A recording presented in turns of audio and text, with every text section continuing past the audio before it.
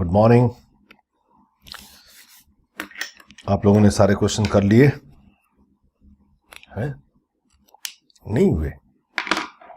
चलिए देखते हैं।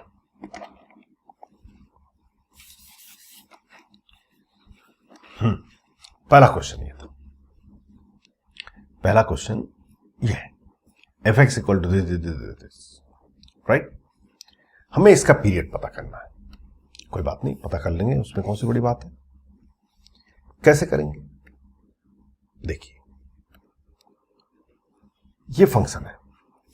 अगर आप इसे देखिए इसका इस तरह के क्वेश्चन में बच्चे बहुत मिस्टेक करते हैं। देखिए कैसे करते हैं, जो आप लोगों ने भी किया होगा। F x equal to 1 plus second, ये तो 1 प्लस साइन एक्स ही रहने दो, इसकी कोई प्रॉब्लम नहीं है। इसको हम क्या लिख सकते हैं, 1 बाई कॉस एक्स। तो ये हो जाएगा 1 plus cos x by cos x. तो कॉस एक्स को नीचे भेज देते हैं, ठीक। और ये 1 प्लस कॉस एक्स ऑलरेडी है आपके पास, और इसको लिख सकते हैं 1 प्लस साइन एक्स। तो साइन एक्स को ऊपर भेज देते हैं, और उसके बाद से बच्चे फटाफट कैंसिल करते हैं, ये दोनों कैंसिल करते हैं, और f x equal to sine x by cos x आता है, और फट से f x equal to tan x लिखते हैं, और फट से पीरियड पाई लिख देते हैं, जो आप लोगों ने भी किया होगा, जबकि ये गलत है। नहीं, ये जो प्रोसेस किया आपने उसमें कोई गलती नहीं है। नहीं, गलती थोड़ी सी होगी जिससे कि फाइनली गलत हुआ है, बट जनरली हमारे माइंड में ऐसा ही आता है कि भाई ये तो tan x है, उल्टा सीधा लिख दिया गया है और कुछ नहीं किया गया है। इस tan x को हमने उल्टा सीधा लिख दिया और कुछ किया नहीं है, और पीरियड फाइंड करने को बोल रहा है। तो भाई tan x है, tan x का पीरियड पाई होगा, इसमें कोई ज्यादा सोचने वाली बात ही नहीं है। क्यों सोचे? नहीं समझे? समस्या क्या हो रही है? समस्या ये हो रही है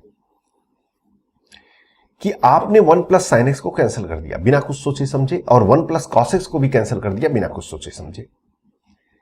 sine x 1 plus sine x 0 ना हो तभी आप कैंसिल कर सकते हैं। मतलब आप यहां से एक स्टेटमेंट लिखेंगे कि साइन एक्स -1 के इक्वल नहीं होना चाहिए, और साफ सी बात है वो तो नहीं होगा, क्योंकि साइन एक्स अगर -1 के इक्वल है तो कॉस एक्स 0 हो जाएगा।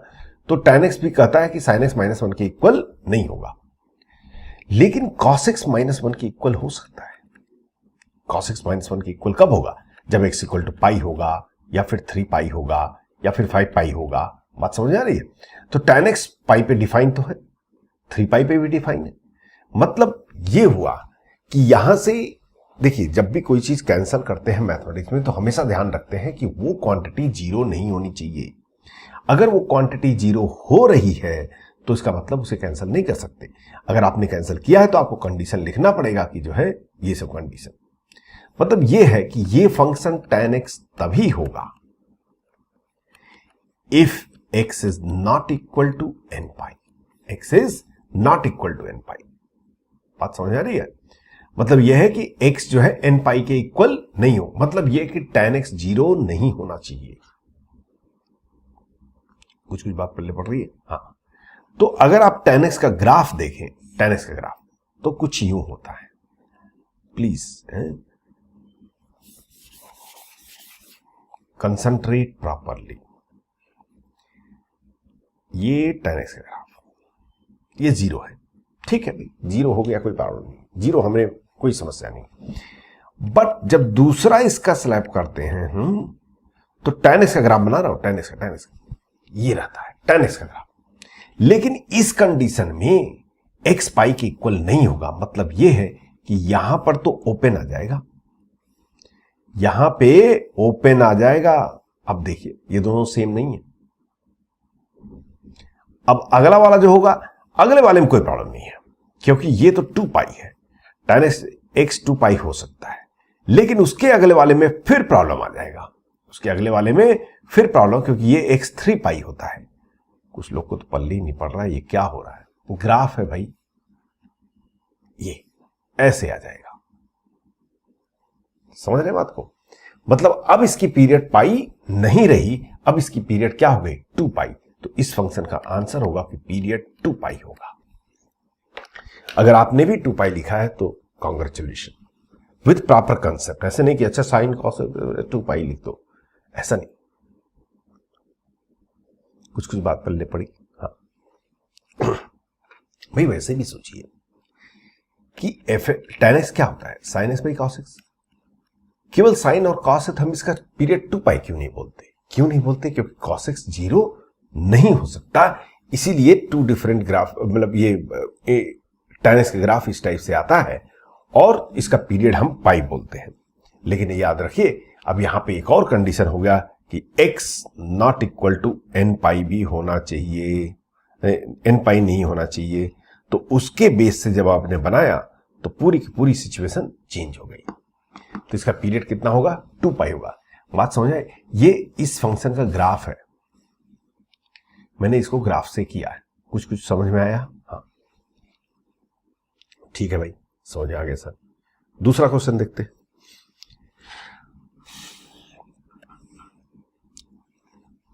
दूसरा क्वेश्चन भी देखते हैं। दूसरा क्वेश्चन क्या है भाई? दूसरा क्वेश्चन क्या है? दूसरा क्वेश्चन ये है, ये लीजिए, cos 3/5 x minus tan x/7, इसका हमें पीरियड पता करना है। कर देंगे, कोई बड़ी बात नहीं। cos x का पीरियड क्या होता है? 2 पाई। तो cos 3/5 x का पीरियड कितना होगा? cos 3/5 x का पीरियड 10 पाई/3 या फिर 20 पाई/3 या फिर 30 पाई/3 मींस 10 पाई, या फिर आगे लिखते जाएंगे हम बाद में। फिर tan x/7 का पीरियड, याद है ना मेथड? इसका पीरियड कितना होगा? या तो 7 पाई होगा या तो 14 पाई होगा या फिर ऐसे चलता रहेगा। आप ध्यान दीजिए यहां पे जितने भी टर्म होंगे, जिसका इसका दूसरा क्या होगा? 40 पाई/3, देन 50 पाई/3, देन 60 पाई/3 मतलब 20 पाई। ये इंटीजर इंटू पाई क्या आएगा? 10 पाई आएगा, 20 पाई आएगा, फिर आगे जाकर के बाकी सब में डिनोमिनेटर में 3 रहेगा। 10 पाई होगा, 20 पाई होगा, फिर 30 पाई होगा, फिर 40 पाई होगा, 50 पाई होगा, 70 पाई होगा, और ये भी ऐसे बढ़ता जाएगा, यहां भी 70 पाई होगा। तो इस फंक्शन का पीरियड 70 पाई होगा। इस फंक्शन का पीरियड 70 पाई होगा। आई एम श्योर कि all of you understood this point. समझ में आ गई बात? हाँ, ये भी क्वेश्चन निपट गया भाई। और कौन है?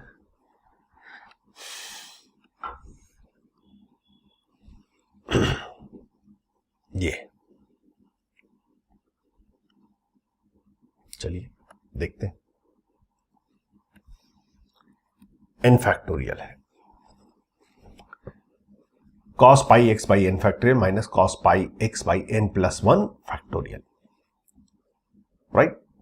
अरे राइट ना? हाँ। तो cos pi x by n factorial, इसका पीरियड कितना होगा? 2 pi by n factorial means 2n factorial. आगे भी होंगे, मैं लिख नहीं रहा हूं। cos pi x by n plus 1 factorial का पीरियड क्या होगा? इसका period 2 pi by n plus 1 means 2 into n plus 1 factorial. ठीक, अगर आप इसको ध्यान से देखें, दूसरे वाले पीरियड को ध्यान से देखें, तो ये कुछ n प्लस 1 फैक्टोरियल आप जानते हैं। n प्लस 1 फैक्टोरियल क्या होता है? n plus 1 into n factorial. मतलब इसको हम लिख सकते हैं, क्या लिख सकते हैं? n plus 1 into 2n factorial. और इसमें जब आप मल्टीप्लाई करेंगे तो 2 into 2n factorial next period, 3 into 2n factorial next period, 4 into 2n factorial next. भाई नेक्स्ट पीरियड क्या होगा? 2 इंटू 2n फैक्टोरियल, उसके बाद 3 इंटू 2n फैक्टोरियल, ऐसे ऐसे ऐसे ऐसे n into n 2n factorial भी आएगा। उसके बाद n plus 1 into 2n factorial भी आएगा। मतलब ये कॉमन फैक्टर होगा पहला। मतलब इसका पीरियड इस फंक्शन का ये होगा, और ये कुछ नहीं, n प्लस 1 फैक्टोरियल है।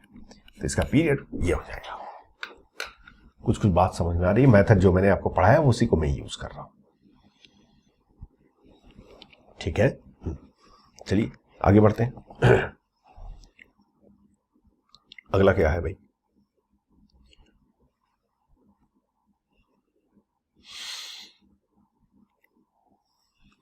fx equal to sine x plus cos x whole mod divided by mod sine x plus mod cos x, right.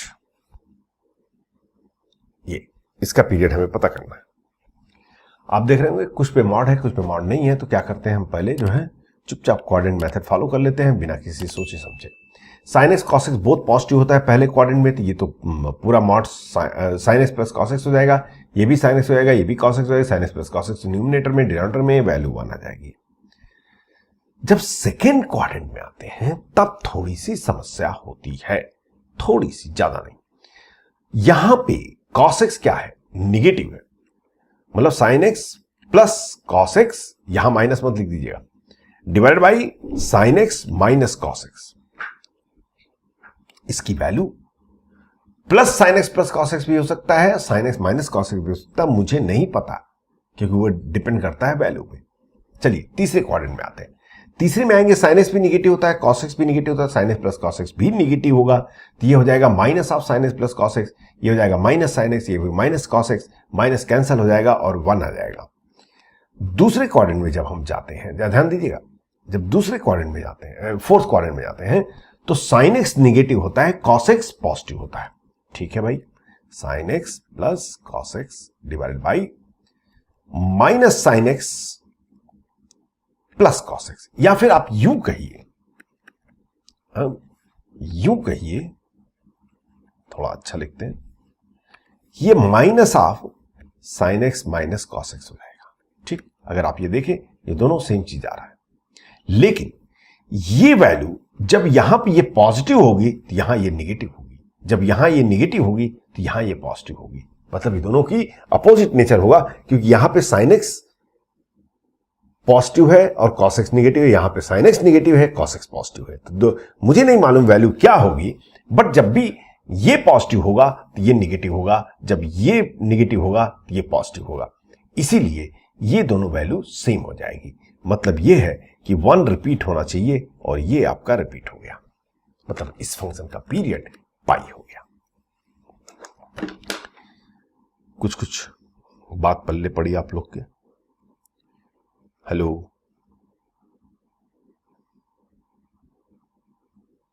कुछ बात पल्ले पड़ी?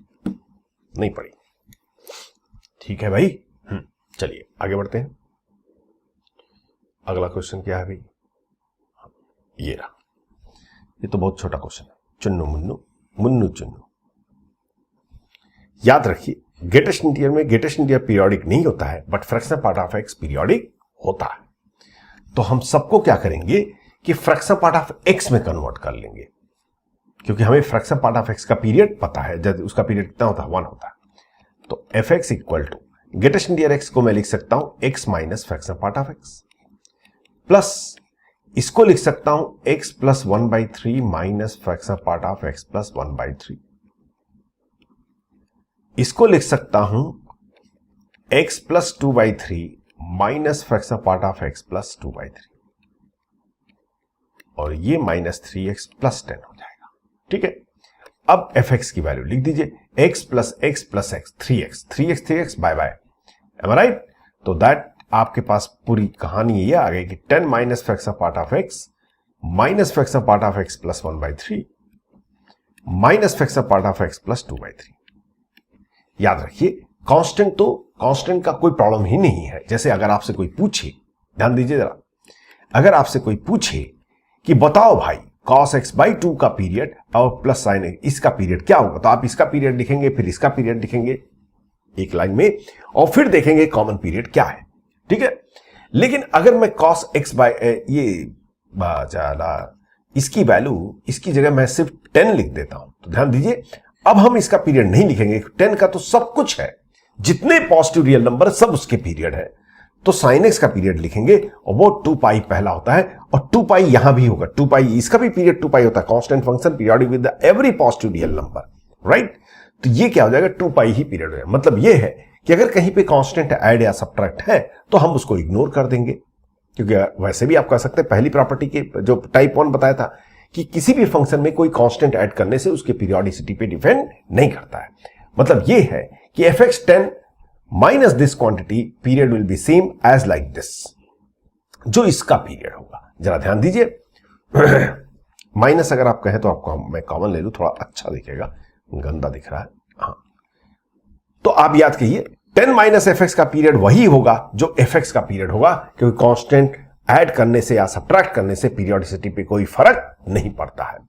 तो हम कहेंगे कि इस टोटल का जो पीरियड होगा वो जो इसका होगा वही इसका पीरियड होगा। अब इसका पीरियड निकालना है, वो तो ओरल चुन्नू मुन्नू, इसका पीरियड कितना होगा 1 2, इसका पीरियड क्या होगा, अरे भैया फ्रैक्शन पार्ट ऑफ एक्स का पीरियड 1 होता है, तो x प्लस 1/3 का भी 1 होगा, x प्लस 2/3 का भी 1 होगा। कुछ मैंने मिस्टेक कर दिया शायद, ये 1 प्लस 3 प्लस 2/3 1 हो जाएगा, और ये 1 प्लस ये 11 होगा, कांस्टेंट है कोई फर्क नहीं पड़ता। ये इसका भी पीरियड 1 होगा, क्यों? क्योंकि फ्रैक्शन पार्ट ऑफ एक्स का पीरियड 1 है, तो fraction part of x plus A का भी पीरियड 1 ही रहेगा। तो मतलब इसका फर्स्ट कॉमन फैक्टर 1 ही होगा, तो मतलब इस फंक्शन का आंसर हो गया 1। Period of this function will be 1। Is this clear to everybody? समझ में आ गई बात? अरे बात समझ में आई कि नहीं आई? चलिए, तो इतनी बात आपके पल्ले पड़ गई। और कोई क्वेश्चन है? बस हो गया। देखिए कितना देर लगा, 10 से 15 कितना देर लगा, मैं देख लगता हूँ, टाइम में देखने का ऑप्शन है। हाँ, 16 मिनट 28 सेकेंड, जबकि मैं आपको समझा रहा था। तो आप क्या होमवर्क के लिए 15 मिनट नहीं निकाल सकते? कमाल है भाई साहब, होमवर्क तो होना चाहिए टाइम से ना। अब आगे बढ़ जाते हैं और हमारा नया last segment of the function start करते हैं।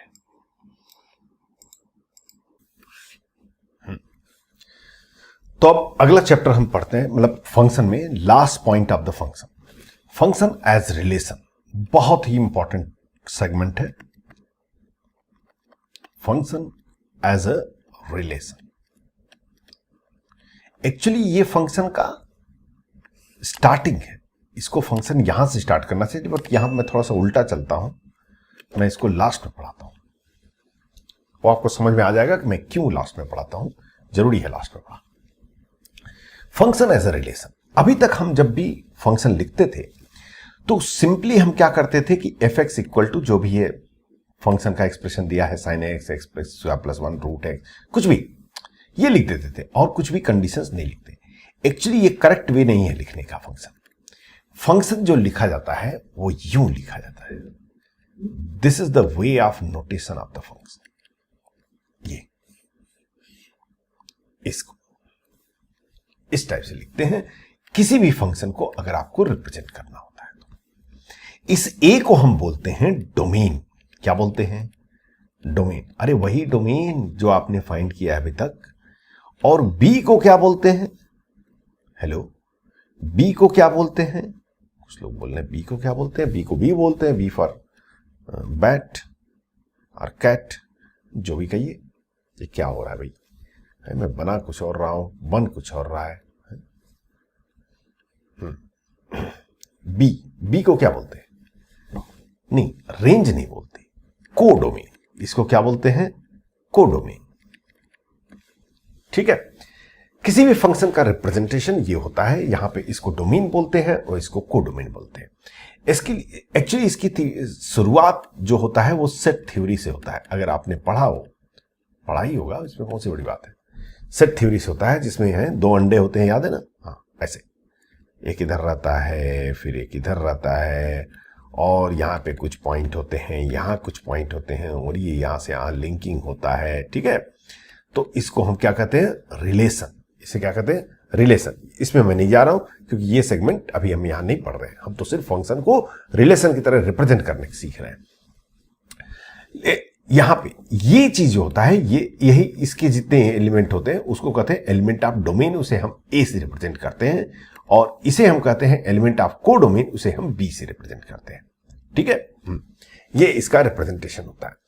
याद रखिए, अगर मैं कहूं कि ए में सपोज कर लीजिए 3 एलिमेंट है, कितने हैं? 3 एलिमेंट ऐसे, और बी में सपोज कर लीजिए 2 एलिमेंट है, ए और बी, ऐसे एलिमेंट है। तो इसका रिप्रेजेंटेशन, कोई एक रिप्रेजेंटेशन आपको अगर दिखाना हो, ऐसे ही सिंपली जस्ट फॉर फन, कोई एक रिप्रेजेंटेशन कोई एक रिप्रेजेंटेशन अगर हमें दिखाना हो, कोई एक रिप्रेजेंटेशन दिखाना हो तो हम कुछ यूं दिखा सकते हैं कि ये रहा आपका 1, ये रहा आपका 2, ये रहा आपका 3 और ये है A। उसी टाइप से कोडोमेन भी बनाएंगे, उसी तरह से कोडोमेन भी हम बना देंगे।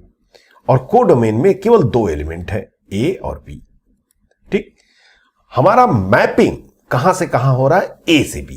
ये मैपिंग किधर से किधर हो रहा है ये दिखाना बहुत जरूरी होता है, क्योंकि अगर मैपिंग A से B होगा तभी हम A को डोमेन बोलेंगे और B को कोडोमेन बोलेंगे। अगर मैपिंग इधर से इधर होगा तो ये डोमेन बन जाएगा और ये कोडोमेन बन जाएगा। ठीक है, बात समझ में आ रही है? हाँ, तो हमारा मैपिंग यहां से यहां हो रहा है, A से B की तरफ हो रहा है। ठीक, जिससे कि ये डोमेन हो गया और ये हेलो क्या हो गया, कोडोमेन हो गया। ठीक है सर, समझ में आ गई बात। क्वेश्चन यहां पे ये है कि बताओ कितने डिफरेंट रिलेशन हो सकते हैं, नंबर ऑफ डिफरेंट रिलेशन। ये सब आपने सेट थ्योरी में पढ़ा होगा, मैं उसमें नहीं जा रहा हूं। डायरेक्ट फार्मूला होता है, याद कीजिए क्या होता है, 2 पावर mn। 2 पावर mn मतलब जो यहां पे एलिमेंट है, जो यहां पे एलिमेंट है, दोनों को मल्टीप्लाई कर लीजिए तो 3 इंटू 2 6, तो मतलब नंबर ऑफ रिलेशन होगा 2 पावर 6। 2 पावर 6 बड़ा नंबर 64 रिलेशंस होंगे। कितने होंगे, 2 पावर 6 64 होता है ना, हाँ 64 रिलेशन होंगे। कैसे कैसे होंगे, बहुत सारे होंगे। एक तो यही रिलेशन है जिससे कोई रिलेशन नहीं है, वो भी एक काउंटिंग है। या फिर एक ऐसे हो सकता है, ऐसे ऐसे रिलेशन की बात कर रहा हूं मैं, चाहे अभी फंक्शन की बात ही मत कीजिए, फंक्शन मुझे आता नहीं, फंक्शन आपको पढ़ाया नहीं, जब तक मैं पढ़ाऊंगा नहीं तब तक एज्यूम करेंगे कि हमें नहीं आता। ये एक रिलेशन है। वैसे ही ये सारे बी से कनेक्ट हो जाए, वैसे ही कुछ ए से कनेक्ट हो जाए, बाकी बी से कनेक्ट हो जाए, ऐसे ऐसे डिफरेंट डिफरेंट टाइप के रिलेशन हम डेवलप कर सकते हैं। ऐसे कितने रिलेशन डेवलप कर सकते हैं, टोटल 64 रिलेशन डेवलप कर सकते हैं। ठीक है, तो ये सेट थ्योरी की बात है जो कि मैं इसमें नहीं पढ़ना चाह रहा हूं, क्योंकि ये हमारा टारगेट नहीं है। हम तो फंक्शन की बात कर रहे हैं, सिर्फ फंक्शन की बात कर रहे हैं, लेकिन थोड़ा सा ज्ञान होना चाहिए। इसके लिए मैं डायरेक्ट लिखा दे रहा हूं, if number of element in the A is m, number of n, n मतलब नंबर नहीं, n a means number of elements in a is m and number of element in b is n। मैं हमेशा यही structure follow करूंगा, number of element in a में m लूंगा और number of element in b हमेशा n लूंगा। Then number of relations from A to B will be 2 power mn। Direct formula, you have to simply, I am not going to give derivation and all because ये इस part का segment नहीं है, बार बार मैं बोल रहा हूं। ठीक है, तो अगर आपसे पूछा जाए भाई साहब कितने रिलेशंस होंगे, तो नंबर डोमेन में नंबर ऑफ एलिमेंट काउंट कर लो, को डोमेन में नंबर ऑफ एलिमेंट काउंट कर लो, दोनों को मल्टीप्लाई कर लो, 2 पावर रख दो, वो जो जितना भी वैल्यू आता है वही आपके नंबर ऑफ रिलेशंस होंगे। जैसे अगर आपसे कोई पूछे, कोई क्या पूछे, मैं पूछता हूं, अब मैं हमेशा लेफ्ट साइड में ए लिखूंगा, राइट साइड में बी लिखूंगा, बार बार मैं वो पिक्चर बनाने नहीं जा रहा हूं। सपोज कर लीजिए ये है, बताओ कितने रिलेशन हो सकते हैं, ये ए है ये बी है, ए से बी में कितने रिलेशन हो सकते हैं। तो पहले यहां पे एक एलिमेंट है, यहां पे 3 एलिमेंट है, दोनों को मल्टीप्लाई किया तो 3 हो गया, 2 पावर 3 मतलब 8 रिलेशन होंगे। क्या हम ग्राफिकली इसको दिखा सकते हैं? हाँ दिखा सकते हैं। पहला तो यही है, पहला तो यही है, अरे पहला यही रिलेशन है। दूसरा क्या होगा, सोचिए दूसरा क्या होगा, दूसरा ये होगा कि ऐसे रिलेशन, 1 तो ब्लैंक प्लस 1 ये वाला आ गया, और क्या हो सकता है, ये भी हो सकता है +1, और क्या हो सकता है, ये भी हो सकता है +1, और क्या हो सकता है, और ये हो सकता है कि ये भी हो सकता है, और क्या हो सकता है, और ये हो सकता है कि ये भी हो सकता है।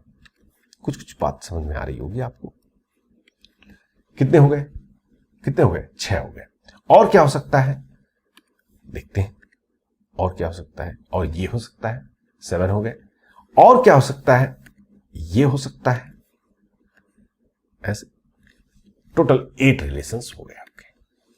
टोटल 8 रिलेशंस होंगे। ऐसे से बनाते हैं। अब ज्यादा नंबर रहेगा तो आप समझ सकते हैं कि बनाना बड़ा मुश्किल होगा हमारे लिए, इसलिए जो है सिंपली फार्मूला अप्लाई करते हैं और नंबर ऑफ रिलेशन हम डायरेक्टली बता सकते हैं कि कितने रिलेशंस होंगे। ठीक है, ये तो बात रिलेशंस की हुई, लेकिन हमें तो कहानी दूसरी कहनी है। कहानी वो करनी है कि फंक्शन एज अ रिलेशन, कि इसको फंक्शन में कैसे रिप्रेजेंट करते हैं और क्या कंडीशन होगा कि वो फंक्शन होगा। ठीक है, इसमें कुछ टर्म्स हैं जो कि आपको मालूम होनी चाहिए। जैसे क्या टर्म्स है वो देखिए। टर्म्स, सपोज कर लीजिए कि कहीं पर मैंने ये रिप्रेजेंटेशन किया, जरा ध्यान दीजिएगा। आज मेरा कंप्यूटर रो रहा है, लिख कुछ रहा हूं, बना कुछ रहा है, अपना बुद्धि ज्यादा लगा रहा है। कोई बात नहीं, कभी कभी लगाना चाहिए। ये कुछ रिलेशंस है। ठीक है, एक रिलेशन, ध्यान दीजिएगा आप लोग। ए है, ये बी है। नोट कर लीजिए इसको। जैसे सपोज कर लीजिए इसे हमने लिख लिया 1, ये 2, ये 3, ऐसे ही सम रैंडम बी और ये राशि। ठीक, और हमारा मैपिंग इधर से इधर हो रहा है। मैपिंग का डायरेक्शन हमें पता होना चाहिए, क्योंकि अगर मैपिंग का डायरेक्शन गलत हो गया तो डोमेन कोडोमेन बन जाएगा और कोडोमेन डोमेन बन जाएगा। ठीक, तो यहां पे अगर आपसे कोई पूछे कि बोलो भाई डोमेन क्या है, तो हम डायरेक्ट बता सकते हैं कि डोमेन होगा आपका 1, 2, 3, 3 एलिमेंट है डोमेन के अंदर। बताओ कोडोमेन क्या होगा। कोडोमेन तब भी है, ये भी हम बता सकते हैं, ये होगा ए, बी और सी। बताओ रेंज क्या होगा, नहीं बता सकते। क्यों? क्योंकि अभी आपने रिलेशन डेवलप ही नहीं किया।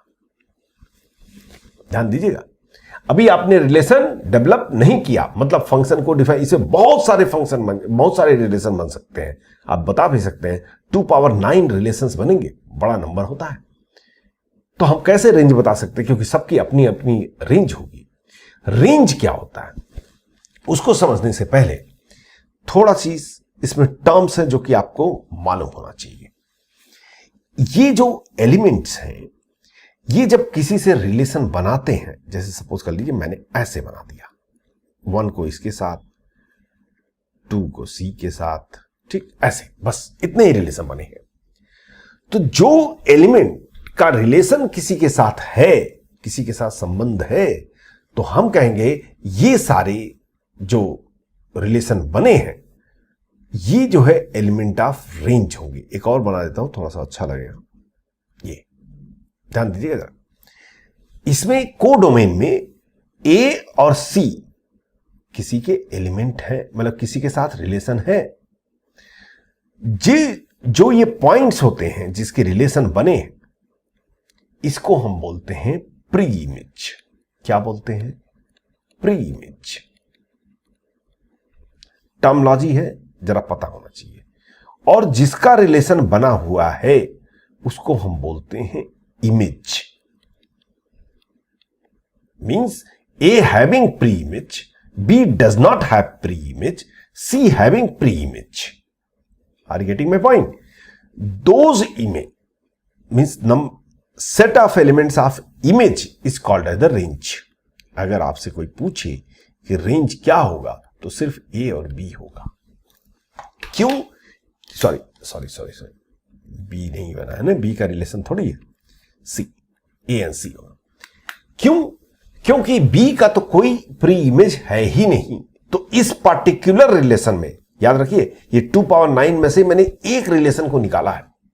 तो इस पार्टिकुलर रिलेशन का जो रेंज होगा वो ए टू सी, ए और सी होगा, बी नहीं होगा। हां, बी भी अगर किसी के साथ जुड़ा हुआ है तो बी भी रेंज में आ जाएगा। कुछ बात पल्ले पड़ रही है? हेलो, हां। तो प्री इमेज क्या होता है? वो एलिमेंट डोमेन के जिसका कोई इमेज होता है। और इमेज क्या होता है? वो एलिमेंट को डोमेन के जिसके प्री इमेज होते हैं, जिसके प्री इमेज होते हैं। बात समझे? हाँ, ऑफ कोर्स अगर सपोज कर लीजिए 3 का कोई रिलेशन नहीं बना है तो 1 और 2 will be called as what? Hello, will be called as the pre image, 3 will not be called. But मैं उस पर चर्चा नहीं कर रहा हूं क्योंकि फंक्शन में ऐसा नहीं होता है।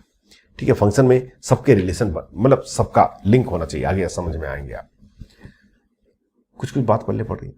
सारे एलिमेंट ऑफ ए को हम क्या बोलते हैं, डोमेन बोलते हैं, और सारे एलिमेंट ऑफ बी को हम को डोमेन बोलते हैं। को डोमेन रेंज के इक्वल हो भी सकता है, नहीं भी हो सकता है, वो डिपेंड करता है कि कौन कौन से एलिमेंट का रिलेशन है। जिस एलिमेंट्स के रिलेशन होंगे उसको हम बोलेंगे element of range. I am sure कि ऑल ऑफ यू अंडरस्टूड।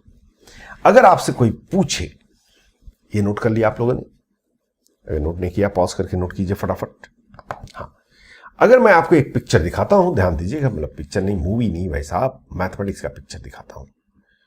ये देखिए 1, ये 2, ये 3, ये 4, ये -1, ये -2, ये -5, ये रहा 6, और एक और ले लो, 0 भी ले लो, चलो। और रिलेशन डेवलप ऐसे हो रहा है, ये 0 के साथ है, 2 भी 0 के साथ है, 3 -2 के साथ है, 4 आपका -1 के साथ है। ठीक है, ऐसे रिलेशन बनाए हुए हैं। ये रिप्रेजेंटेशन है एक पर्टिकुलर रिलेशन का। कौन सा रिलेशन है मुझे नहीं मालूम, सिर्फ आपसे ये पूछा था बताओ डोमेन क्या है इसका, तो हम डोमेन कहेंगे जो प्री इमेज है। कौन कौन है प्री इमेज, 1 2 3 4। को डोमेन क्या बोलो, को डोमेन मतलब सारे element of all the elements of the codomain means this another one, तो that will be 0 -1 -2 5 6, all these are codomain. Range क्या होगा, रेंज बहुत सिंपल है, रेंज वही एलिमेंट हम सेलेक्ट करते हैं, को डोमेन से ही सेलेक्ट करते हैं। को डोमेन से उन एलिमेंट्स को सेलेक्ट करेंगे जिसका प्री इमेज हो। किसका किसका प्री इमेज है, 0 का है, -1 का है, -2 का है, तो इसका मतलब 0 -1 -2 is the range. I am sure कि able to understand all of you. कुछ कुछ बात समझ में आ रही होगी, नहीं आ रही है? अरे आ रही है ना? हाँ ग्रेट। तो ये बात हो गई कि रिलेशंस को हम कैसे रिप्रेजेंट करते हैं। और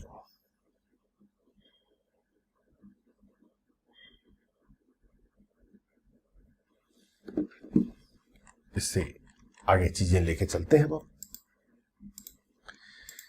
every relation is not a function, every relation is not a function, हमेशा माइंड में रखिए।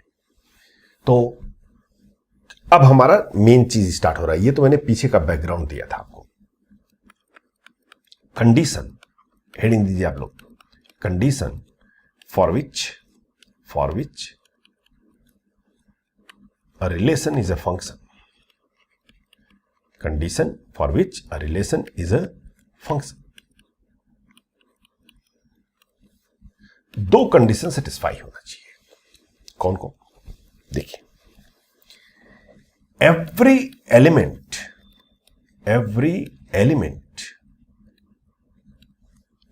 element of domain must have an image, must have one and only one image। समझाऊंगा, चिंता मत कीजिए। One and only one image, actually ये sufficient है, but दूसरा फिर भी लिख दे रहा हूं मैं। all elements of domain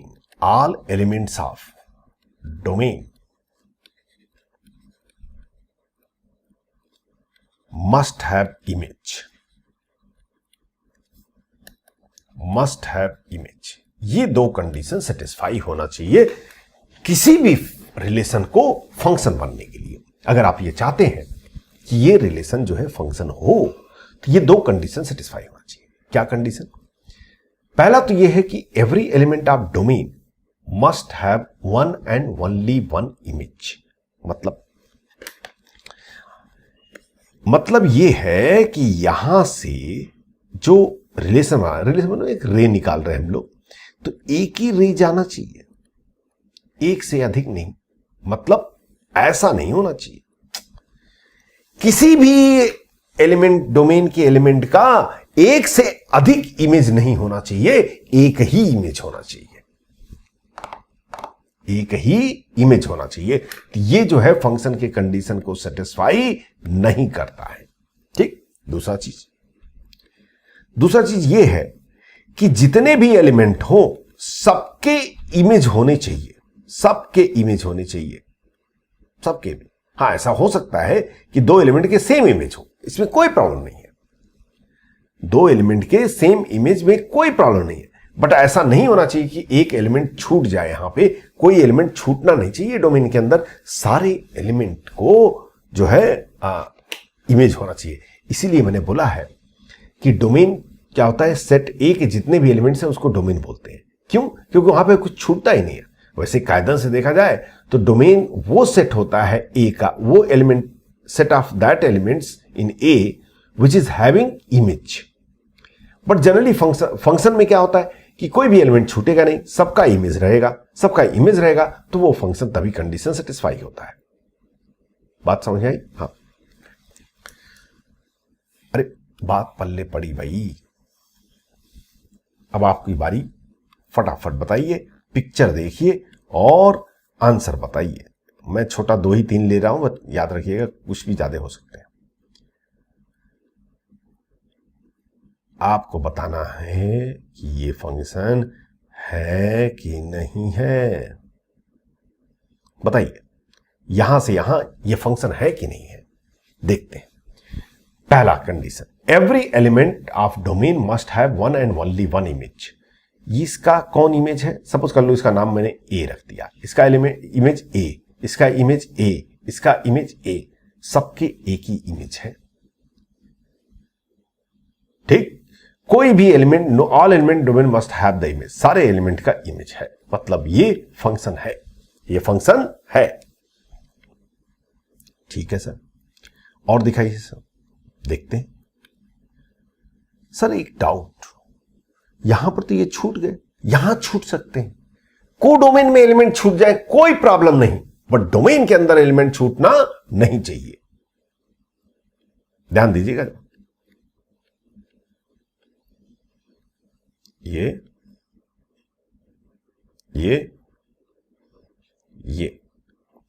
बताइए, ये फंक्शन है कि नहीं है? नहीं है। अरे ये छूट गया चुन्नू, ये भाई साहब अकेले पड़ गए, इनके साथ किसी के कोई रिलेशन नहीं है किसी के साथ। सिंगल मैन लगते हैं ना, आजकल लोग प्रोफाइल पे लिखते हैं सिंगल, ये सिंगल है, सिंगल वालों की कोई वैल्यू नहीं है, ये फंक्शन नहीं है। जब भी कोई भी एलिमेंट छूट जाए डोमेन के अंदर, तो याद रखिए वो फंक्शन नहीं हो सकता है। फंक्शन होने का इंपॉर्टेंट कंडीशन यह है कि सारे एलिमेंट का इमेज होना चाहिए कोडोमेन के अंदर, तभी वो फंक्शन रिप्रेजेंट करेगा, अदरवाइज फंक्शन रिप्रेजेंट नहीं करेगा। आई एम श्योर कि it's clear to all of you, correct ना? हाँ।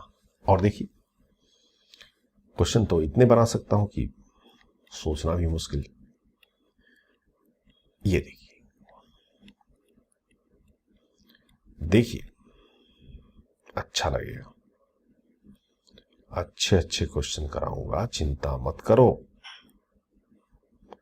बताइए, फंक्शन है कि नहीं है?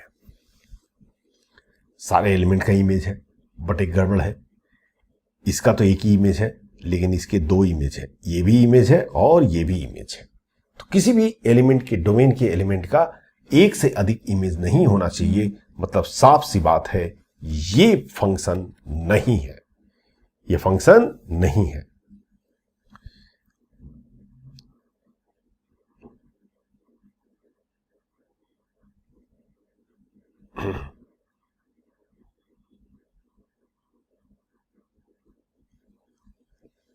कुछ कुछ बात पल्ले पड़ी।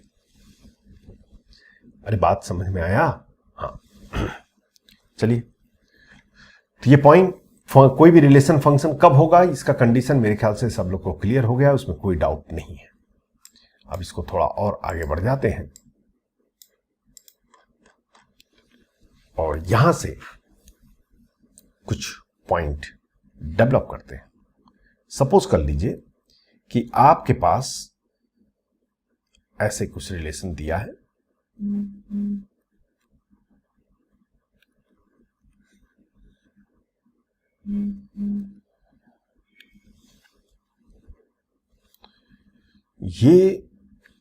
सेट ए है, ये सेट बी है, यहां से ये रिलेशन है, ठीक। इसमें कितने एलिमेंट है मुझे नहीं मालूम, मान लीजिए एज्यूम कर लीजिए इसमें m एलिमेंट है, इसमें n एलिमेंट है। सेम स्ट्रक्चर मैं बार बार लूंगा। Number of element in the A I am assuming as a m and number of element in the B I am assuming as a n। अगर आपसे पूछे कि number of function from A to B, number of relation A to B तो हमें पता है 2 power mn, number of function कितने होंगे ये हमें पता करना है। तो कर लेते हैं, थोड़ी सी परम्यूटेशन कॉम्बिनेशन एप्लीकेशन होगा, ज्यादा नहीं। थोड़ा मैं एग्जांपल से समझाऊंगा, थोड़ा आपको समझ में आएगा, फिर वापस आते हैं उसमें। सपोज कर लीजिए यहां पे कुछ 4 एलिमेंट है, 1 2 3 4, और यहां पे सपोज कर लीजिए कुछ 3 एलिमेंट है ए बी सी। हमें नंबर ऑफ फंक्शन पता करना है ए से बी को। नंबर ऑफ फंक्शन कितने, नंबर ऑफ रिलेशन कितने होंगे 2 पावर 12, ठीक। बट सारे रिलेशन फंक्शन नहीं होते हैं। अब हमें देखना है कि इन 2 पावर 12 नंबर ऑफ रिलेशन में कितने फंक्शन है, ये चेक करना है। बहुत आसान है। 1 को लीजिए और सोचिए, अभी सब कोई ब्लैंक है, ये भी सारे सिंगल, ये भी सारे single. 1 can make relation in how many ways? 3 way. Either it can go A, or it can go B, or it can go C. Means 1 can have the relation by 3 ways. And मतलब permutation combination में multiplication होता है, याद रखिएगा। 2 can have relation in how many way? 3 way.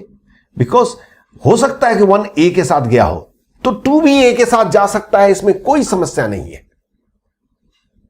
ये marriage वाला relation नहीं है कि इसकी मैरिज इससे हो गई तो अब इसकी मैरिज इसके साथ नहीं होगी। इमेज 1 का इमेज अगर ए है तो 2 का भी इमेज ए हो सकता है, कोई प्रॉब्लम नहीं है।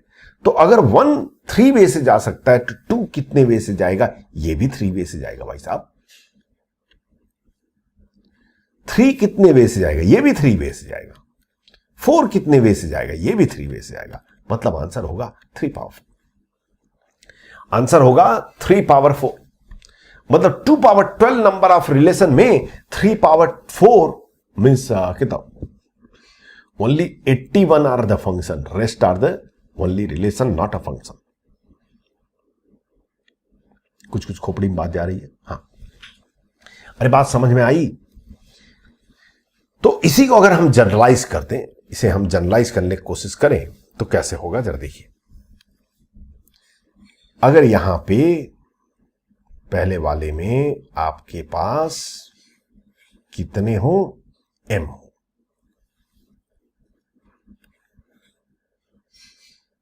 इसमें सपोज कर लीजिए m एलिमेंट्स हो। कितने हो, m एलिमेंट्स। यहां पे n एलिमेंट्स हो, n एलिमेंट्स। ये a है, ये b है। हमें चाहिए कि ए टू बी कितने फंक्शन है। सोचिए, पहला वाला जो होगा वो कितने वे से रिलेशन बना सकता है, एन वे से।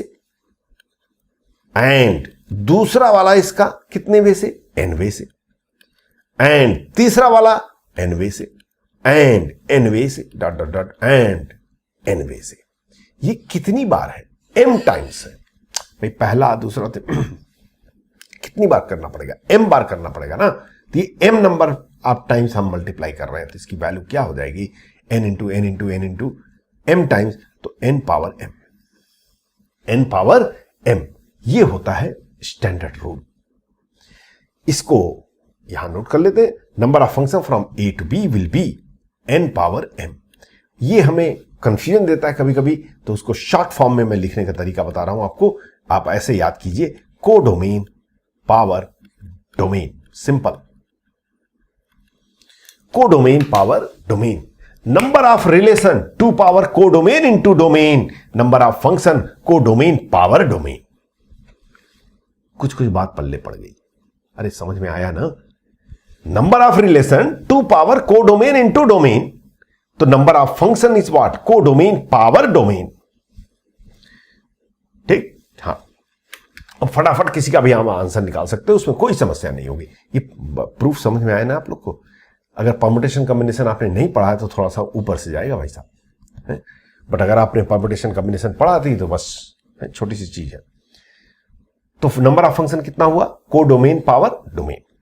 अगर आपसे क्वेश्चन कोई पूछे, ओरल क्वेश्चन, यहां पे 4 एलिमेंट है, यहां पे 2 एलिमेंट है, बताओ number of relation from A to B कितने होंगे? नंबर ऑफ रिलेशन तो 2 पावर 8। नंबर ऑफ फंक्शन कितने होंगे? हम कहेंगे codomain power domain, codomain is the 2, power domain is 2 power 4। Yes और no? Number of relation 2 power 8, number of function 2 power 4। Yes और no? Number of relation which is not a function, number of relation which is not a function, क्या कहेंगे? Total number of relation इतने हैं, इसमें से number of function को हम हटा देते हैं, तो ये क्वांटिटी क्या है? Number of relation which is not a function. I hope all of you able to understand. Is this clear? हाँ, अरे क्लियर है ना? अब इसी में अगर मैं चेंज कर दूं, आप बताइए पूर्ण, एवरीबडी मैं चेंज कर रहा हूं, अब बताओ। एरो मैंने इधर कर दिया। Number of relation speak out from B to A.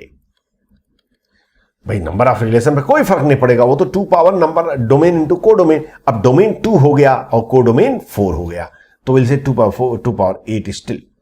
Number of function, हां इस पे फर्क पड़ेगा। Number of function from B to A, बोलिए क्या मेथड बताया मैंने? Codomain power domain. Codomain अब कितना हो गया? 4, एंड डोमेन कितना हो गया? 2, तो 4 पावर 2, आइए आप फिर कहिए 16। अगर यहीं पे आपसे पूछा जाए number of relation which is not a function, क्या कहेंगे? 2 पावर 8 टोटल रिलेशन माइनस 16।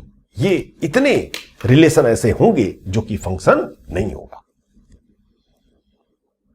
अरे ठीक है ना, कुछ कुछ बात पल्ले पड़ी। हाँ, बहुत सिंपल, कोई टफ नहीं।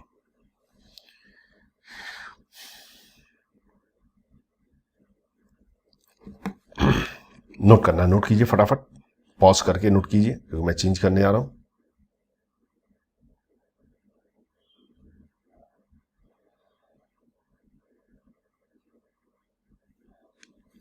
हो गया? चलिए, ये कंडीशन था कि हमें रिलेशन कितने, रिलेशन का मतलब क्या होता है और ऐसा क्या कंडीशन है जो कि किसी भी रिलेशन को फंक्शन बनाता है। ठीक, ठीक है सर। तो अब give the heading type of function. Type of function. अब हमें समझ में आ गया कि भाई फंक्शन कब बनेगा। ये समझ में आने के बाद से हम फंक्शन को कैटेगराइज करते हैं। टोटल 5 टाइप, एक्चुअली केवल 2 ही टाइप के होते हैं लेकिन उसको 5 तरीके से देखते हैं। पहला, इंजेक्टिव फंक्शन, सॉरी 1-1 फंक्शन। कौन सा फंक्शन? 1-1 फंक्शन। उसका दूसरा नाम भी है इंजेक्टिव फंक्शन, या फिर आप कहिए 1-1 फंक्शन या फिर इंजेक्टिव फंक्शन, बात सेम ही है। दूसरा, many one function. Many one function, नाम से ही आपको समझ में आ रहा हो कि बात क्या हो रही है, इसका कोई दूसरा नाम नहीं है। तीसरा, आंटो फंक्शन। आंटो फंक्शन, हां इसका दूसरा नाम है, उसे कहते हैं हम सर्जेक्टिव फंक्शन। कौन सा फंक्शन? Surjective function. चौथा, इंटो फंक्शन, इसका कोई दूसरा नाम नहीं है। पांचवा, bijective function. That's all, that's all. 5 category में हम डालते हैं फंक्शन को। एक्चुअली 2 ही कैटेगरी होता है, एक इंजेक्टिव होता है, एक सब्जेक्टिव होता है। बस 2 ही कैटेगरी, ध्यान दीजिए मेरी बात को। 2 ही कैटेगरी होता है, इंजेक्टिव और सब्जेक्टिव। अगर कोई फंक्शन इंजेक्टिव है, वेरी हैप्पी, आप बोल देंगे इंजेक्टिव है, तो 100% वो मेनी वन नहीं होगा। ये रेसिप्रोकल है, अपोजिट है। अगर कोई फंक्शन 1 1 है तो वो मेनी वन नहीं होगा, अगर वो 1 1 नहीं है तो मेनी वन होगा। दोनों में से कोई एक तो होगा ही होगा। उसी टाइप से यहां भी कोई एक तो होगा ही होगा, ठीक है। और कोई फंक्शन अगर ये दोनों है, इंजेक्टिव और सर्जेक्टिव दोनों है, तो उस फंक्शन को हम बाइजेक्टिव फंक्शन कहते हैं। उस फंक्शन को हम बाइजेक्टिव फंक्शन कहते हैं। कुछ कुछ बात पहले पड़ रही, हाँ, पूरा डिटेल में करेंगे, आप चिंता मत कीजिए, क्योंकि क्वेश्चन आते हैं इसमें से।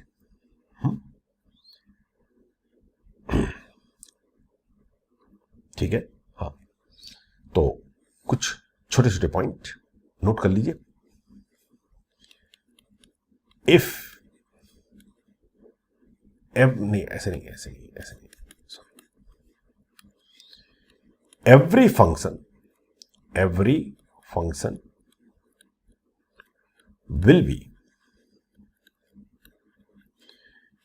either 1 1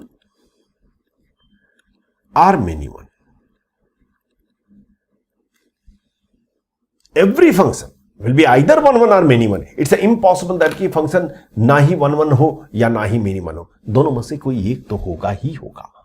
ठीक उसी टाइप से every function will be either onto or into। मतलब हर फंक्शन या तो वो ऑन्टो होगा या इंटो होगा, दोनों में से कोई एक तो होगा ही होगा। ये तो इम्पॉसिबल है कि दोनों ना। बात समझ आ रही है? ये ऑन्टो क्या है, ये इंटो क्या है, वो हम डिस्कस करेंगे, चिंता मत कीजिए। और last point, if a function is injective as well as surjective,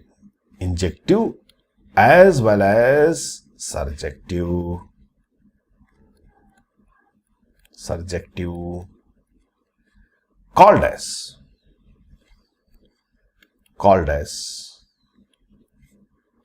bijective function,